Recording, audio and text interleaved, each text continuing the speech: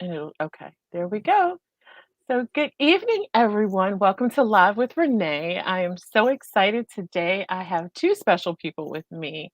I have DJ Singer. She is a one of my high school classmates and a really good friend. I love her with all my heart.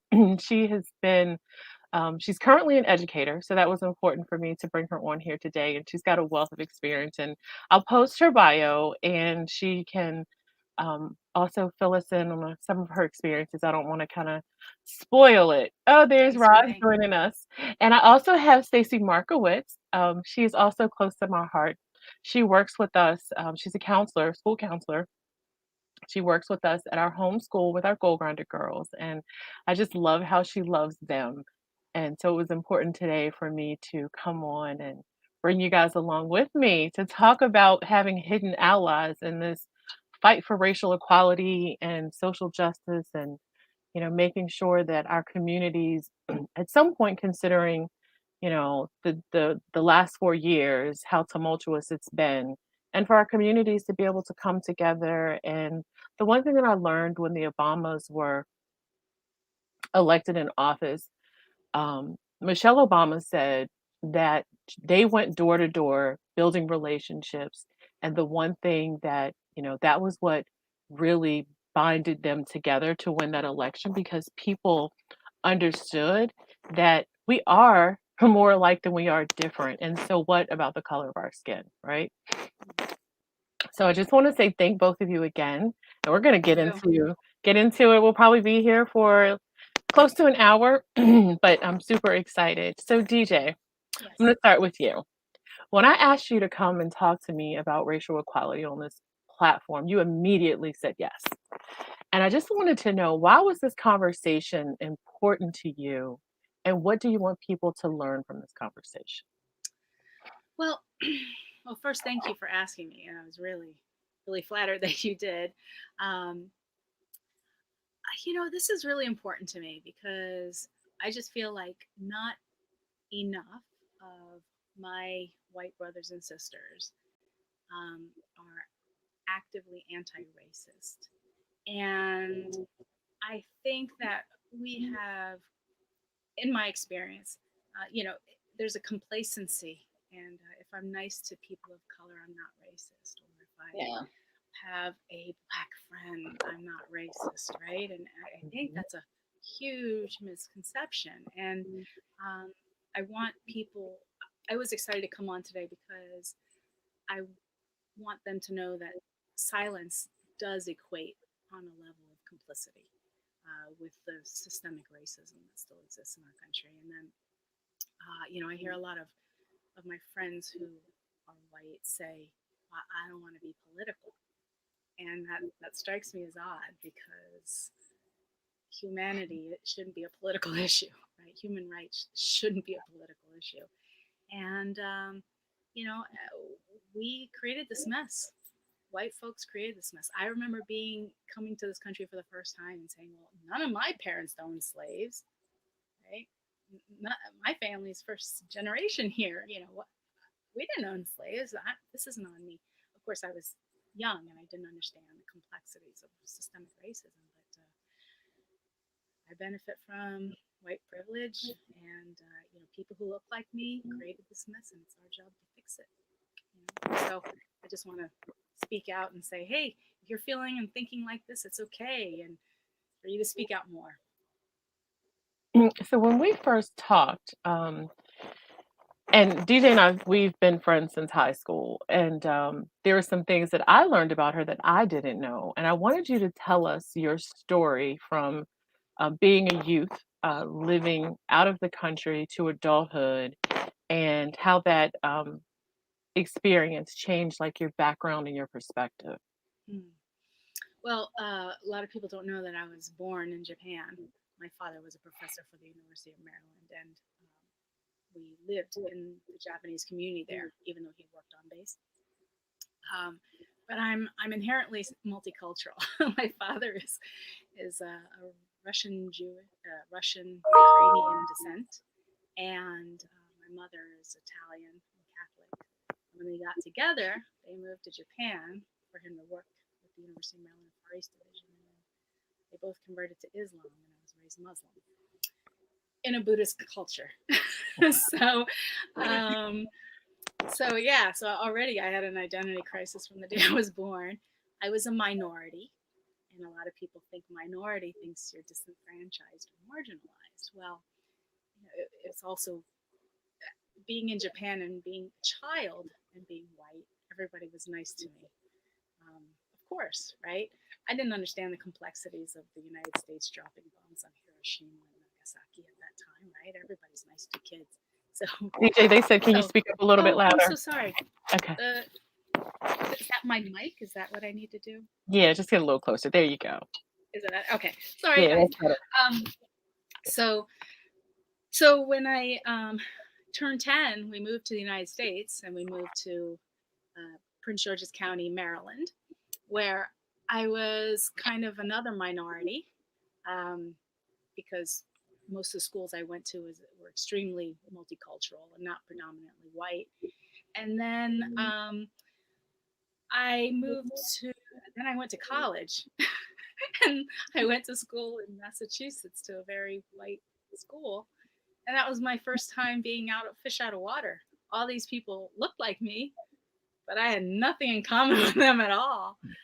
And so I slipped into a depression, and I wanted to drop out of college because even though everybody was nice, nobody got me. Like, nobody gets my humor, right?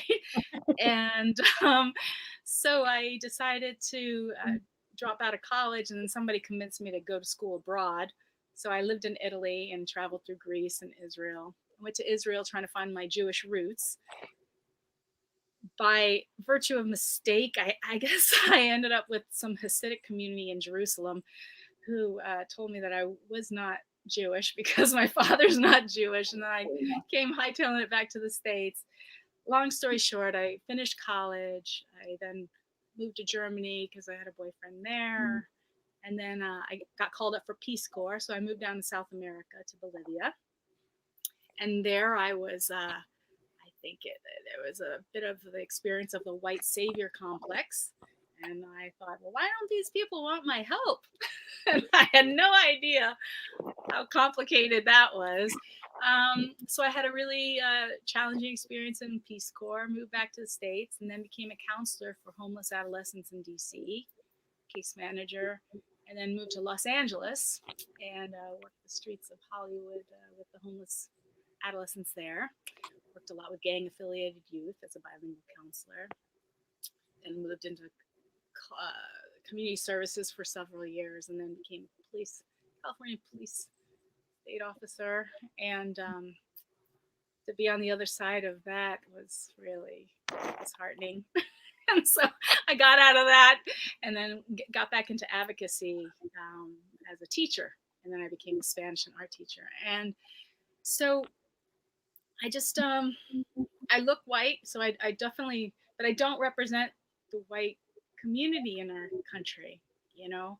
But it was interesting for me to be in, and now I live in Western Maryland, predominantly white, but yet all the kids I teach are predominantly kids of color and immigrants, and yet the entire teacher population in the county I teach in is mostly white. So it's just, yeah, it's like a lifelong identity crisis, but I'm very confident in who I am. I just, I see our challenges, racial inequity from a lot of different perspectives. And yeah, there's so much to say. So Oh, I know. I was going to tell you. Tell us a couple of stories from. Oh, okay. Tell us a few stories that you like from being abroad, from being in college. Some of the stories that you shared with me, about how Caucasian or white people really associate and how they talk about, African Americans and their perspective, what you saw in the police force. Um, Yes. Also, I'll let you tell the other story later. Go ahead. Okay. Well, so I don't. So ask the question. I'm sorry. So what I see in the white community? Mm-hmm. Yeah. So My experience is that it's not a problem unless they're confronted with it. And so, as long as we can kind of bebop around and do our thing, there's not a problem. Last year at my school, we had a teacher book book study group, and Mhm. we had run out of we had read a book and we didn't know what to do next. And I said, I'm reading this really great book called White Fragility, and I love that book. I mean, you know, it, we all have implicit bias, right? I might be aware of my bias, but there's all this underground stuff. And so I said, let's read that. That'll be really good because we're all white and most of the kids that we teach are not. And I was surprised that I got crickets of Yeah. this room full of my peers and colleagues, as well as the principal and the lead teacher.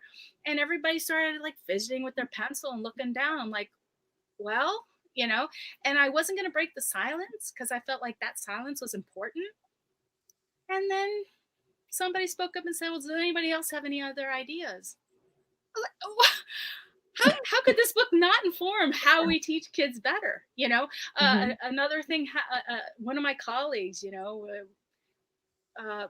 says to one of her kids that, walking down the line, hey, girl, hey, Mrs. So and so, I got this great good. Hey, you go, girl. She's saying to her, she's giving her high fives.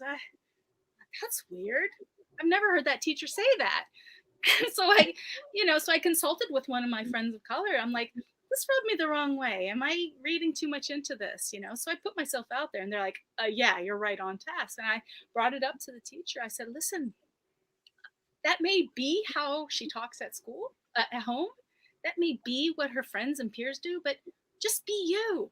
You don't need to appropriate that language to her, is what my friend of color said. And I reiterated that to her. I said, I don't know if that's right. So like things like this are, and people, nobody tries to be racist, right? But Mhm. sometimes we perpetuate these little underlying things that are just, or we don't want to confront it. So if there were teachers of color in the room, they might have behaved differently, right? They might have said, oh yeah, well, maybe we might look at this. But because nobody was on the hook, Mhm. and so yeah, I mean, and I've made mistakes over the years, tons of mistakes, right? And I like to think that I owned up to them. Um, but yeah, so I don't know. We just need to be able to identify those things and Mhm. speak up. But there are tons of other things. When I was teaching Spanish, and I was teaching my students to use the word undocumented instead of illegal. And I said, look, Mhm. I was a cop. I know what illegal is. I was illegal coming to school today. I sped. I didn't stop when I at the stop sign when I should have before I made my right turn. Those are illegal things. But if you're here, you're undocumented. And Absolutely. so, right? And I'll be darned if my principal didn't write me up for it. He pulled me into the office. He says, you can't say that, they are illegal. And he wrote me up, and I had to engage the teachers union Oh, to take that wow. out of my file. Wow. Ridiculous, right?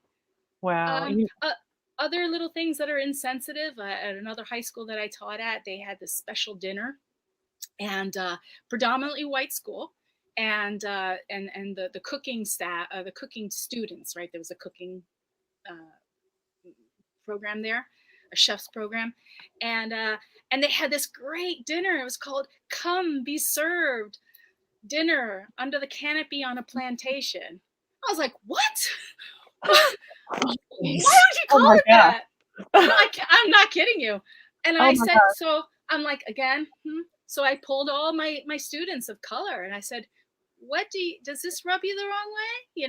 How do you feel reading this? And they're like, I'm not going to this. I said, what is the image that it conjures up? Black folks serving you, right? I even brought it to the the person running the show and the principal. They went ahead with it. Yeah, it's just I I mean, to me, it's like a punch in the gut, right? Because of my Right. experiences. But Yeah. how do I impart that? How do I mean, I did speak up. I did it as nicely as I could. I did it as Mhm. judiciously as I could.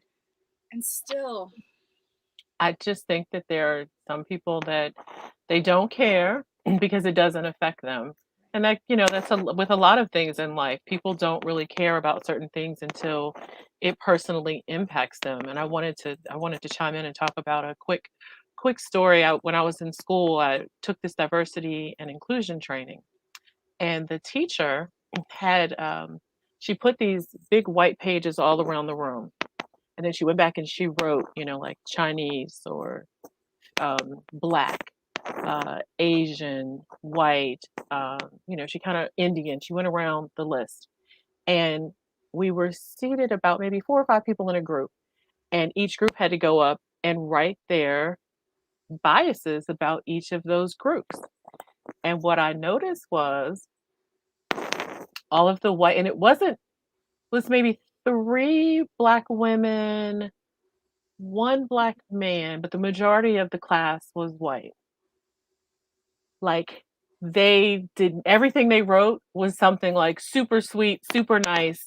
None of them wanted to address any of their biases.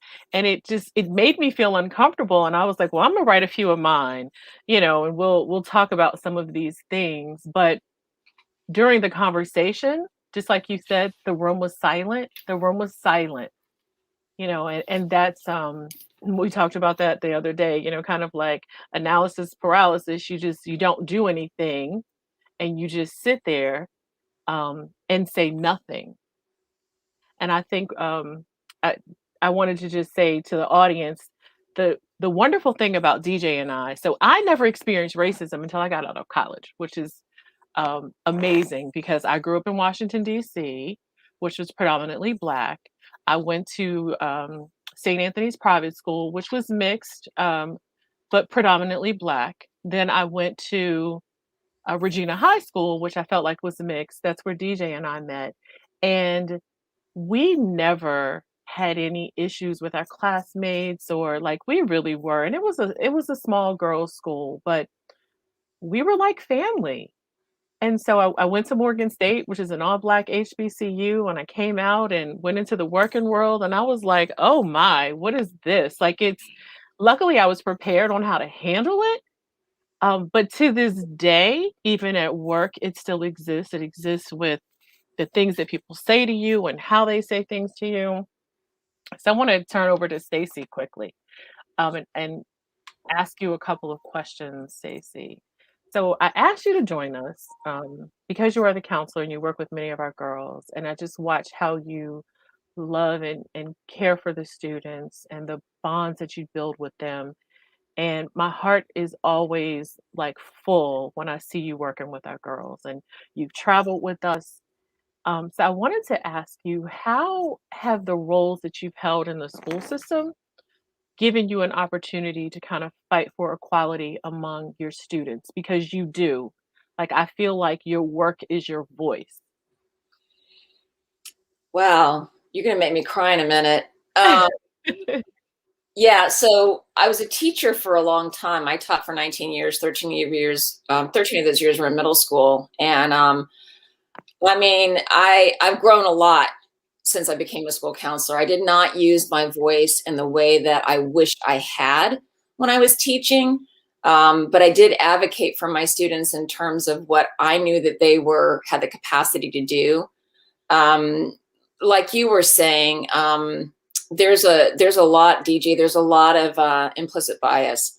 And in the school that I used to be in, it was a magnet school, and there was so much implicit bias for our brown and Black students. It was crazy. And so where I could, I spoke up.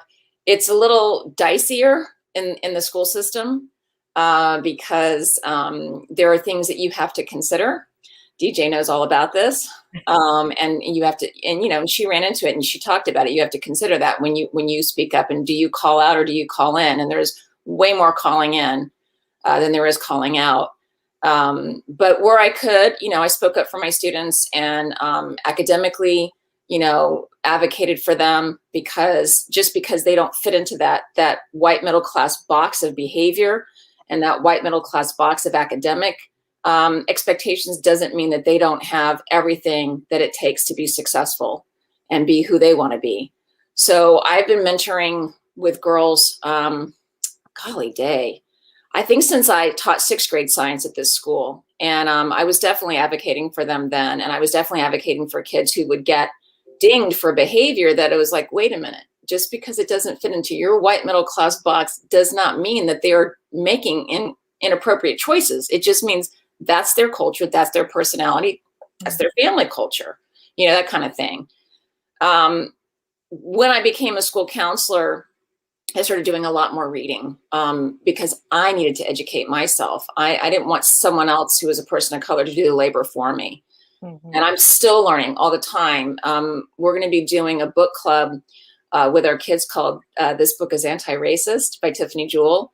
You know, and a lot of the books I've read, I'm like, oh, I need to really reflect on that because I think I've done that, you know, or, oh, thank God I haven't done that, you know, that kind of a thing.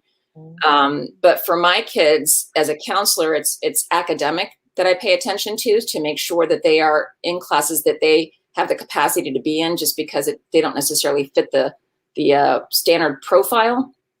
But I also am looking at my kids when they come to me with their concerns and figuring out how to have a calling in courageous conversation with some of the teachers because they don't realize what's happening and what they're doing.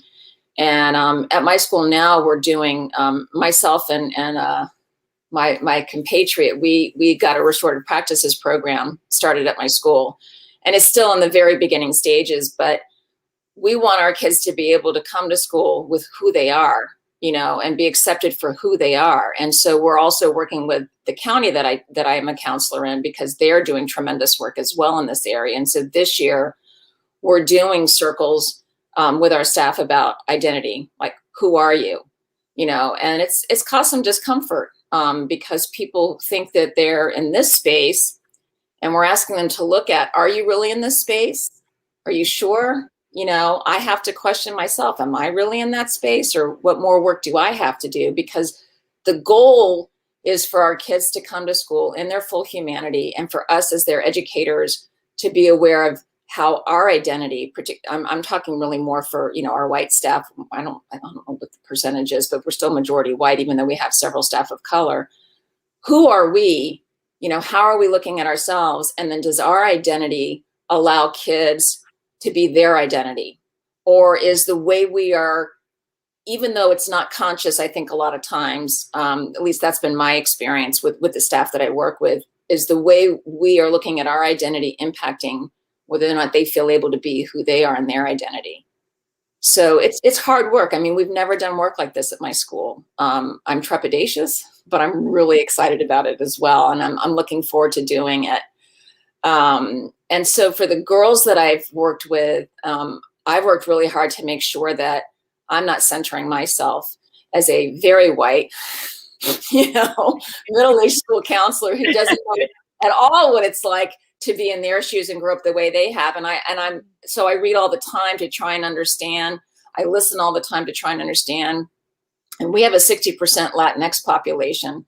So that's really important to me that I understand how does that impact the parents' view of who we are as a community? How does that impact their children's education, and then how they perceive their white teachers, you know, and building relationships in that regard. It's really, really important to me that they have a voice and that they feel like they matter. And I'm excited about the work that we're doing this year because I'm hoping for the first time, you know, that we're really going to dig in, and the teachers are going to start to understand where these kids are in the space that they're occupying. Can you share some of the programs and activities that you guys will be doing?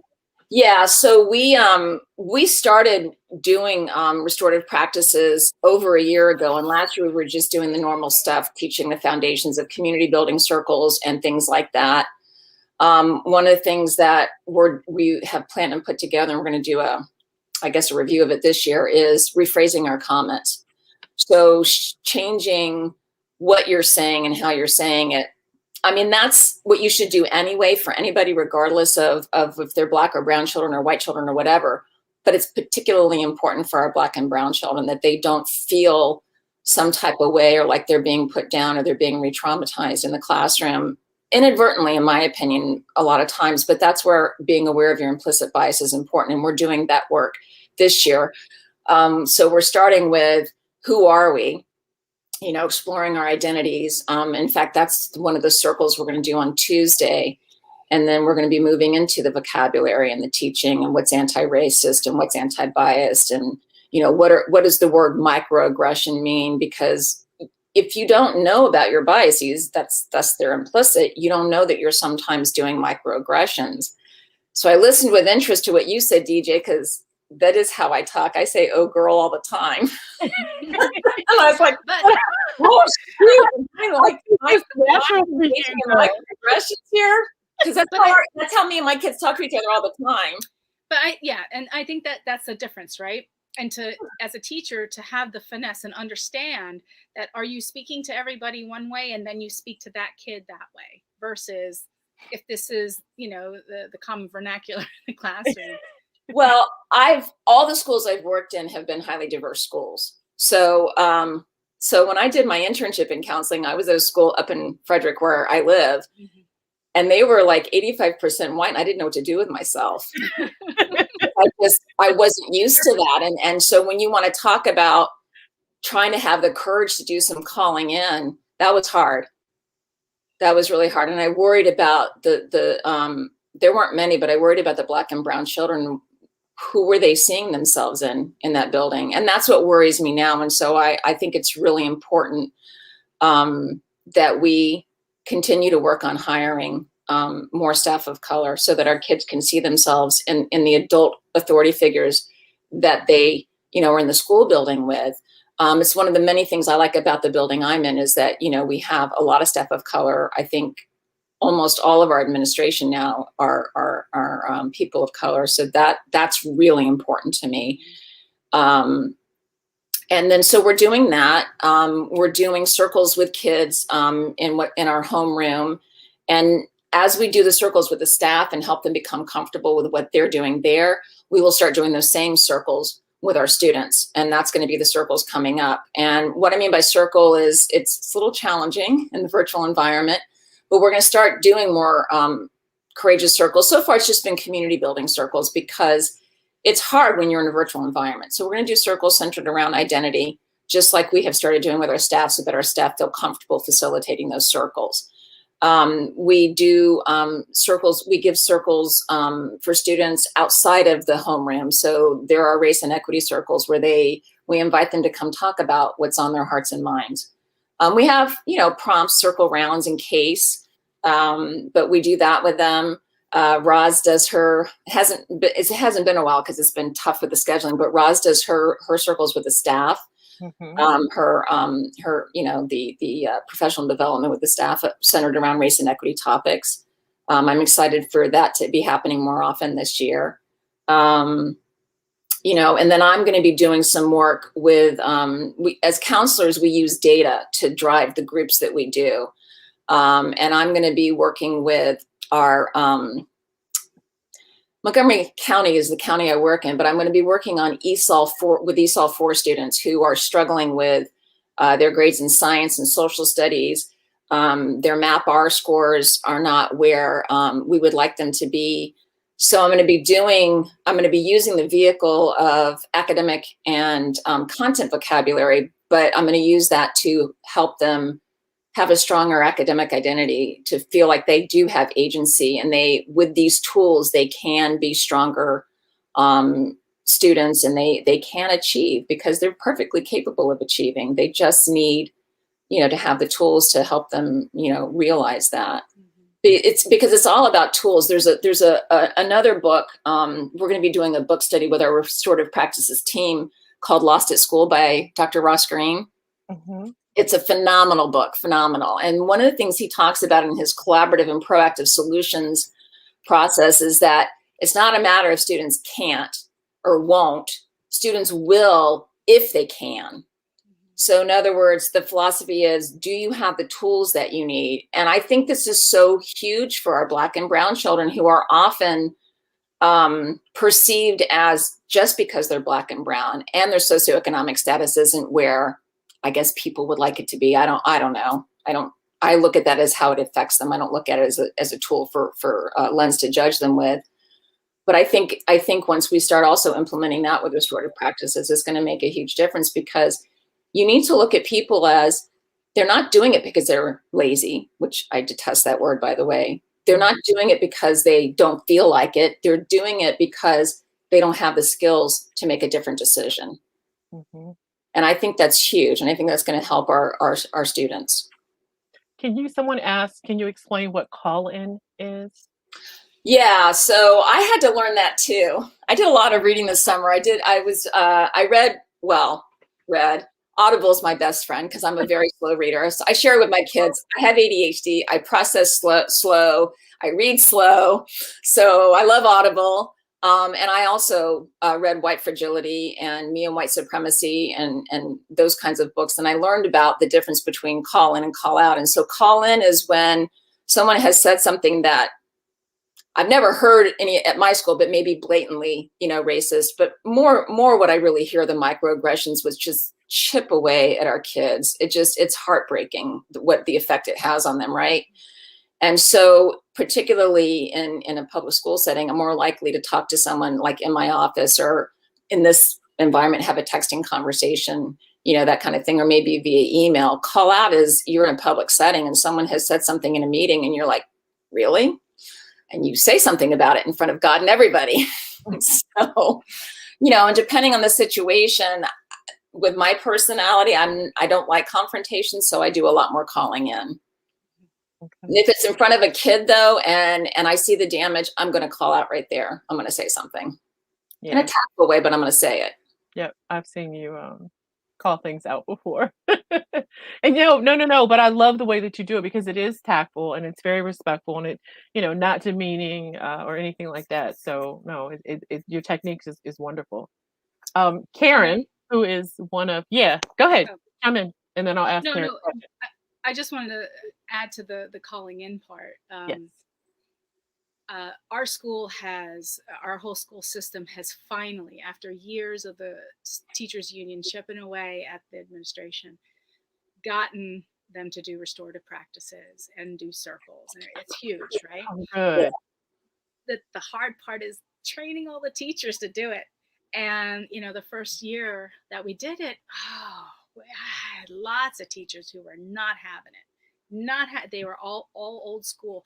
And the whole, calling people in to the conversation, right? Because if you have these teachers who are resistant to restorative practices, and you call them out on it, they're going to be resistant. They're going to be like, oh, well, forget it, right?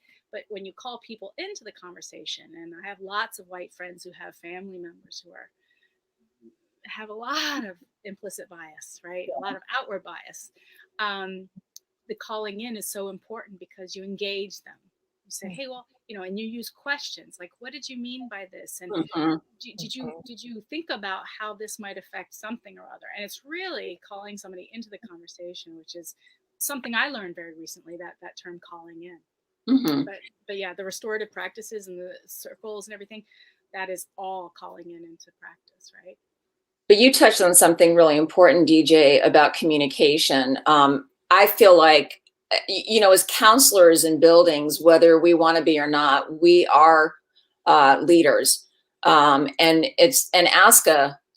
American School Counselor Association charges school counselors with being racial justice warriors, with working for race and equity. And it is absolutely our job because we are extremely blessed and fortunate to be in a unique role to look at the race and equity piece and to support our Black and brown students. And communication and how you communicate and the words that you use really matter. So I took a class from Mindful Schools called Mindful Communication. And a lot of people hear mindfulness are like, oh, it's breathing, it's meditating and stuff like that. Right. But this class, I know this sounds really cheesy, but it really changed my life. It wasn't that I didn't know about the nonviolent communication concepts that are in mindful communication, but it's about the calling in and how you call in, and that and being able to do that supports our kids. And I'm also trained.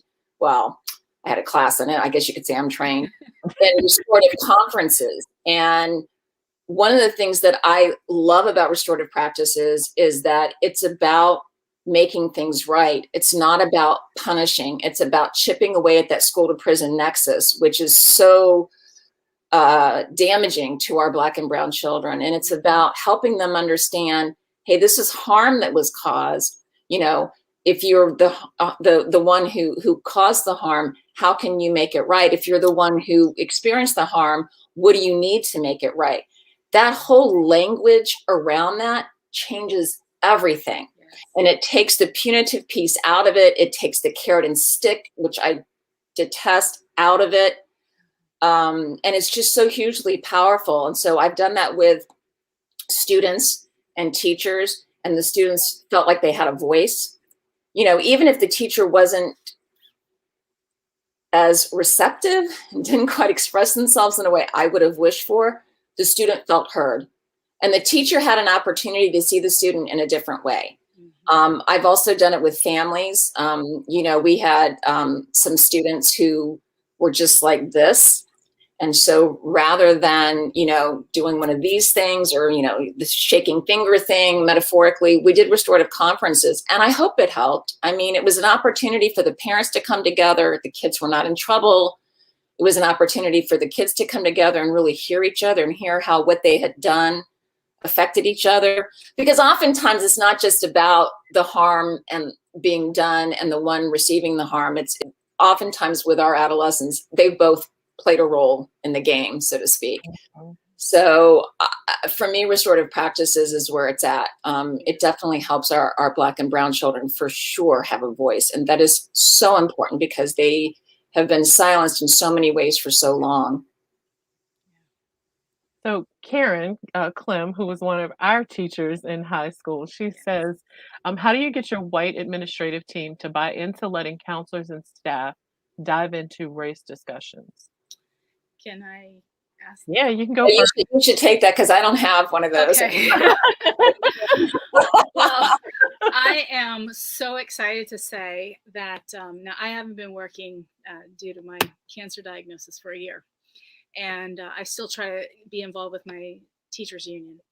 Well, we got an email the other day from what is now the Office of Equity and Excellence from my school system, and they are starting to initiate equity coaches. Now, I'm not sure if I understand exactly how this is going to work, but basically there's going to be a teacher at a school, one teacher at a school who will go through this equity training and be the liaison between the teachers, kind of be the equity police if you can, but a coach, which I'm really feeling excited about. Because that means that, hopefully they'll be moving towards also hiring more people of color, people from outside the very white county and the like. But the thing is, my reservations are, who's gonna be those people? Because I can think of lots of teachers I've worked with, which think that multiculturalism is bunk, or don't see color and all those things, right? And they have a Black friend, and like they would be so horrible at this because they would, I don't know, not be well fitted. But you're supposed to apply, and they're going to be actually interviewing. It's not just a volunteering position, but that took years, and I'm saying years, of us chipping away at the administration and saying, hey, we have to make diversity a priority. Hey, we need to really, bring in our community and speak to our Spanish-speaking community and speak to our community of color. I mean, so anyway, it happens. It just, you have to constantly be on top of them. And this is like part of the iceberg starting to fall, which is really exciting. I'm disappointed that I'm not there. I did apply for the position, but they said, well, until you're back in the classroom, you can't do it. So I said, well, is there any other job I can do in equity and diversity? But I was really, really proud of the county that I've been with for the last 10 years to be making that move. Yeah, it's definitely a step in the right direction. Yeah. Aiken says, I'm curious to hear how schools are adopting curricula such as 1619. Also, how has the former White House occupants' 1776 commission impacted the progress of your initiatives? Well, that's a good question.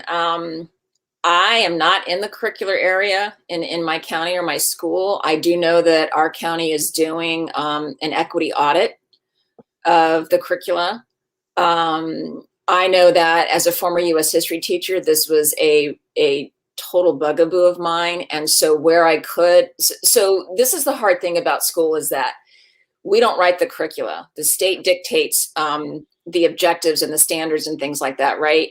And then our county does to a degree, you know, when they write their curricula. And I remember saying to one of my colleagues when I was still teaching U.S. history, I'm not sure how to really help my majority Black and brown children give a hoot about, you know, the Revolutionary War when it's the history of a bunch of white men.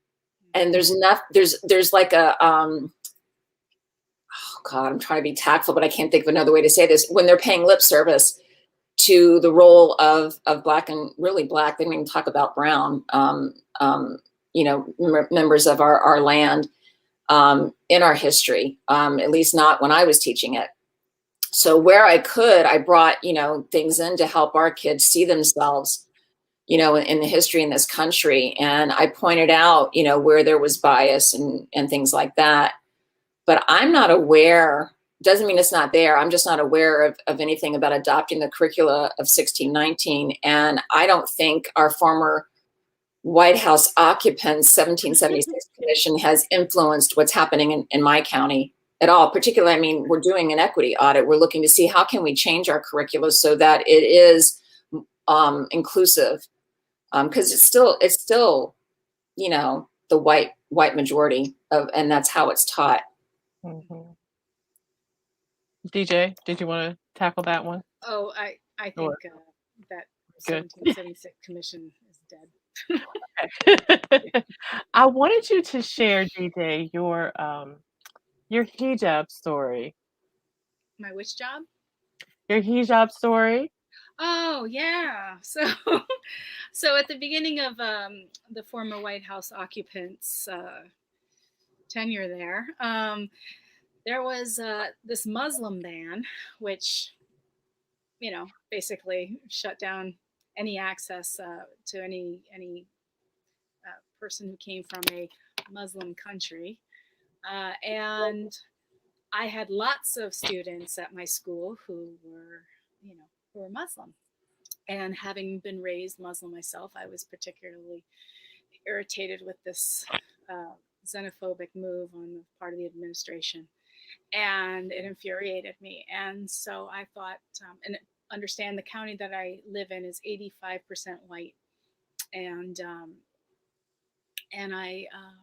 I didn't know what to do. I felt hopeless. So I said, you know what? I'm going to wear a hijab, and they're going to see the difference, right? Nobody knows. I'm an atheist, but you know, nobody knows that I am or am not. And so I decided to wear the hijab, and I swore that I was going to wear it every day until that ban was lifted. And if that was going to be 4 years, so be it. And so I put it on, and of course I was out in the morning, you know, getting the kids in and out of the cars, and parents that knew me, who adored me as their student's teacher, all of a sudden had something to say about me. And they started treating me differently. And they started being nasty to me and yelling at me for slamming their doors or whatever the case is. And ended up making complaints to the principal at the time that what is she doing, letting kids in and out of it? Who is this person? And she's making me nervous. And I thought, Wow. I mean, it was immediate. It was within 2 to 3 days. And I think the ban was in for 3 weeks, maybe. It lasted a long time until finally the court said it was unconstitutional and awful. But I did wear it all day, every day, everywhere I went. And I'll tell you, the looks that I got, it just was transformed. I wish somebody who was not as open as me would have been doing it, because it would have really changed their perspective, their perception. Yeah. And their build empathy. And then I knew how responsible I was. Oh my gosh, I can't cut people off. right? I can't look at people funny or sideways. I can't complain because they didn't give me the proper money back. I mean, whatever it was, I knew that the whole community was resting on my shoulders in Home Depot, when I went through the drive-through or whatever. I made it a point to pay for people behind me, when I was buying coffee at McDonald's in the morning or whatever, just so that I could show, I smiled like, hi, to everybody. Wow. And yeah, it was sad. It was so disconcerting. And, I wasn't going to bring this up, but I had a dream about 1.5 years, 2 years ago. And, I feel like I have been an ally most of my life. And in this dream, it resonated with me. I was a white person. I was me walking through this town, walking down the street, and everybody else was a person of color, right? I was in the South, maybe. I don't know, in my dream, where was I? But, and everybody looked at me and jeered at me. And it didn't matter how nice I was to people. They were cruel and mean to me. And I woke up and I called one of my friends who's probably watching right now. And I said, you're not going to believe the dream I just had. Like, I can barely breathe. And I said, I thought I was an ally, but I never understood how that really felt. You can't do anything right, right? If people are biased against you, it doesn't matter. As people would say, when I went back to Japan when I was 18, you could commit harikiri in the front of the emperor's palace and still you would never be Japanese, even though you were born there and raised there. But it was, yeah. So anyway, it was shocking how people turned on me so quickly. And even some of my teacher friends, right? Even my colleagues. I mean, some of them never looked at me the same. Yeah, I mean, imagine. And you know who you are. I mean, imagine that's the life that, Muslim women encounter every single day. We as women of color, men of color, now, it's every day for us. There's no taking off, the veil to feel what it's like to be treated equally. And I want to say wearing the hijab for those 3 weeks built relationships with some of my students that still, they text me for the whole year that I've been not in school. They're still texting me, like the connection they made. Now they were seen. Now somebody understood them. And then they started greeting me, assalamu alaikum, assalam, every day and the holiday. It was a wonderful experience. Because you've experienced several religions and, kind of lived through. Mm-hmm. So I wanted to ask you both, so for your white brothers and sisters, what would you say to them to change their mindset towards people of color? Go ahead. I don't know what I could say because one of the things that I've observed since Obama got elected, and I talk about this with my friends, Black and brown and white friends, and my husband and I've talked about this, and you get on Facebook and people are like, this is only comes from white people on Facebook, right? What has become of this country? Mm-hmm. And I type back and I'm like, so I just need to say, this is the way it's always been for our Black and brown brothers and sisters. There is nothing new about this. It's just that the previous administration made it okay to be more blatantly open about your viewpoint. And I think that people have gotten scared because they see their white privilege going away. I don't think they are consciously aware that that's what's happening, or that I hope that's what's happening, but I think that subconsciously they are, and they don't know what to do with it. So your colleagues and your parents and what have you, who looked at you in the hijab and didn't know what to do with it, you stepped outside of that box for them, and they were so uncomfortable. So I don't know how you talk to people in that space to get them to change their minds. I think you have ongoing conversations with them, and my personal opinion is you have to create a space of cognitive dissonance so that they start to begin to understand that what they've always believed their whole lives is not really is not the majority of our world is not majority white, right? So that they start to understand that what they believe is not Black and brown people's reality, and it never has been. I mean, so when I push back on Facebook, or when I talk to my friends, I talk about things that I've learned about, like redlining.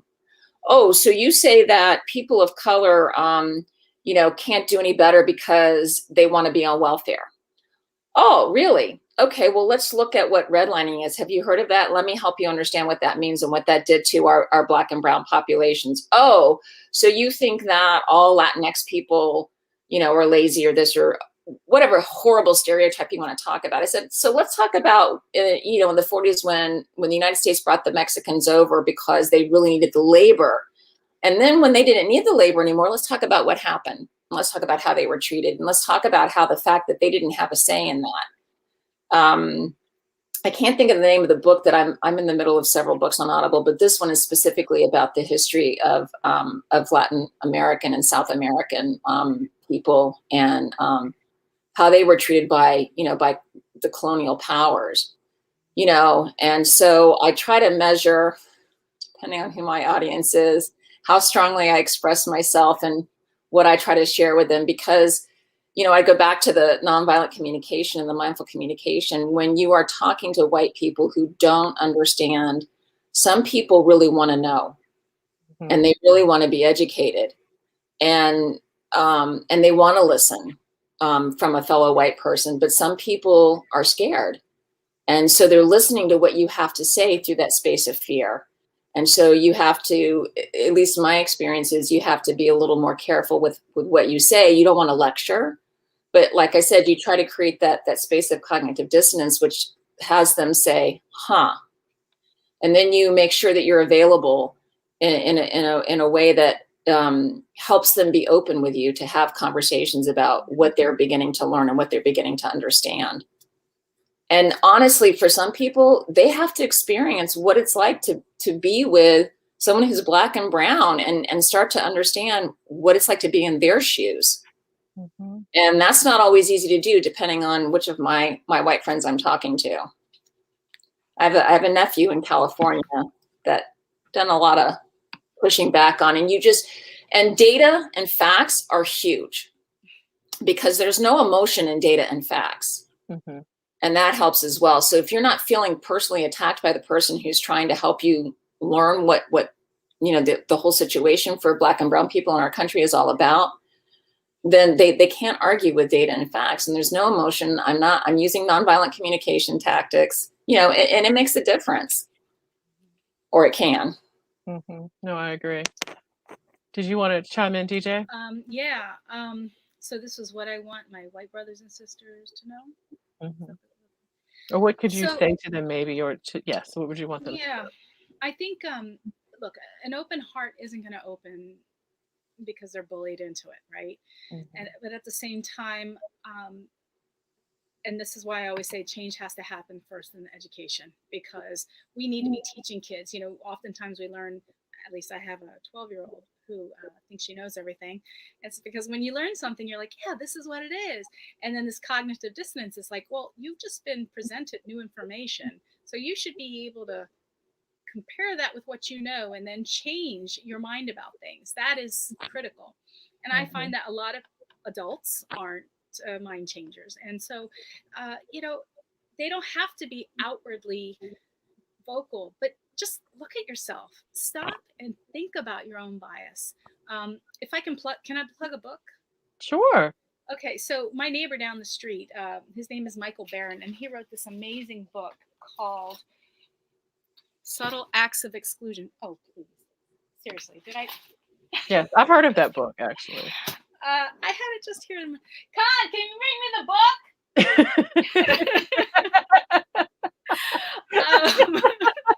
Shoot.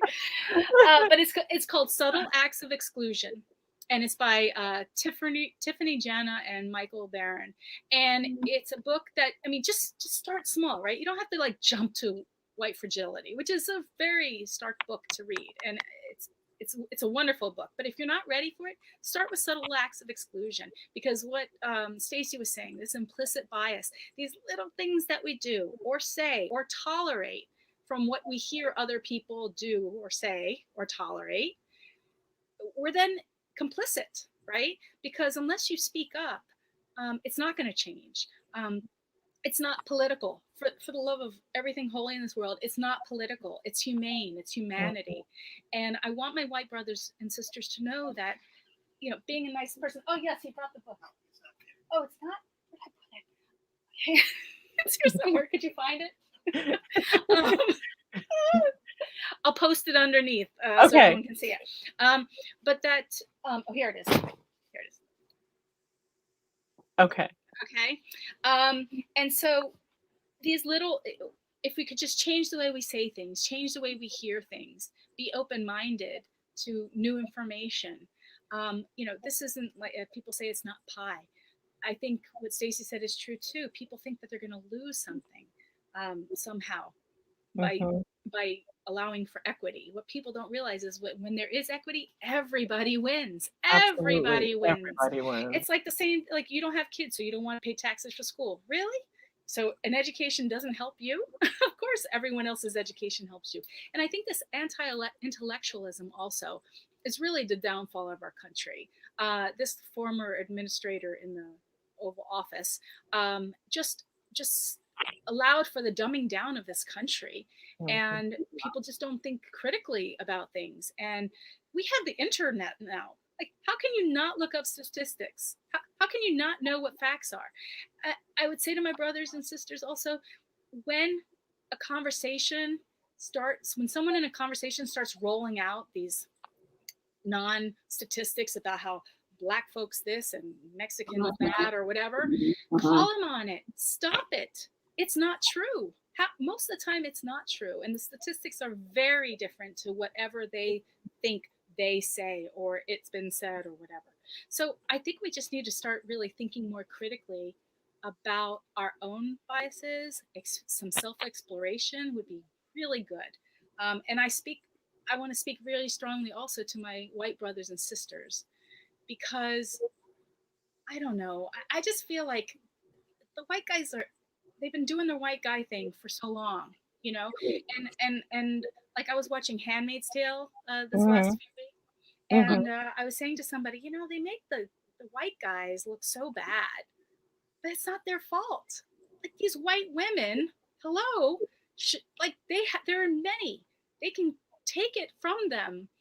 And so I feel like and they say that white women is the white woman vote is what allowed the last guy to be in the office. And I just, I don't understand. So I'm pleading my white sisters, speak up and be actively anti-racist. There's so many books out there. There's How to Be an Anti-Racist. There's White Fragility. There's Between the World and Me. There is The New Jim Crow. All these books that I've taken the time to read, and Subtle Acts of Exclusion, we can start there, where it doesn't have to be a mammoth shift for you. Just be piece by piece, but just notice those little things, because those things matter. I think we talked about white women, where typically they are married to a white man, and so that's who they're following in their home. So it's very difficult for them to shift, and oftentimes they just prefer to remain silent to, I guess, keep the peace in their home. So any final words, Stacey or DJ? I just want to thank you guys so much for being here today. I know, I'm sorry. One more thing. Sure. I want to speak to my brothers and sisters of color. I feel like now white people were the ones that created all this, right, for millennia, and we need to be the ones to fix it. But I want to let my brothers and sisters of color know that don't wait like white women had wait for white men to give us the right to vote. You are more than half. You hold up more than half of the sky in this planet. It's yours, and it's yours for the taking. And to confront us. And when you hear something and you are the minority in the room, say something. Put us on notice that what we Absolutely. said was made you uncomfortable, or question, is that really so? Or when, challenge us in our thinking, because you have nothing to lose by challenging us. I know you think so, but it's just not the case. And I want to speak to racial hierarchy also. Um, there's always a pecking order in the human existence, and if our Black brothers and sisters are going to peck on any other race below, right, underneath, whether it be Spanish speaking community, or LGBT, immigrants. I mean, we need to carry all of us up with it together.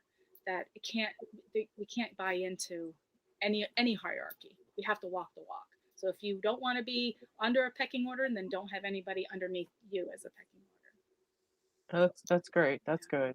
That was good. Stacey. Yeah. I didn't think I was going to say anything, but I think I will.